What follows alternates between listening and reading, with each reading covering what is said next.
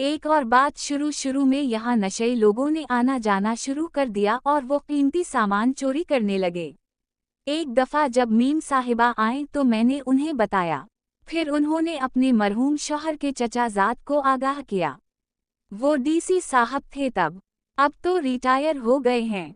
उन्होंने चोर उचकों को पकड़ुई। कुछ सामान तो बरामद हो गया, मगर कुछ का पता ही ना चला। बाद में जाने से पहले मीम साहिबा ने दीवार खासी ऊंची करवा दी।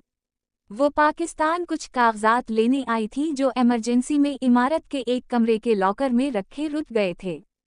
अलामत तमलीक। अच्छा, तो करीम भाई वो खान बहादुर और उनके बेटे का किया हवा? बस साहब क्या बताऊं, वो तो दोनों कत्ल हो गए थे।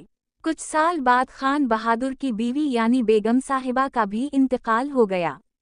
वो इतनी बड़ी हवेली में अकेली कब तक जीतें? अच्छा, मगर वो बाप बेटा दोनों क्यों कत्ल हुए? वो बड़ी खौफनाक रात थी। ये खबर पूरे इलाके में जंगल में लगी आग की तरह फैल गई थी। किसी ने बड़ी सफ़ाकी से खान बहादुर और उनके बेटे शहजाद को कत्ल कर दिया था।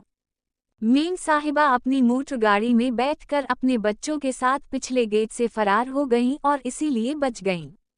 मामला जब पुलिस में पहुंचा और शहजाद साहब के चचाज़ाद डीसी साहब ने मदाखलत की तो बाद में मीम साहिबा वापस लौटी।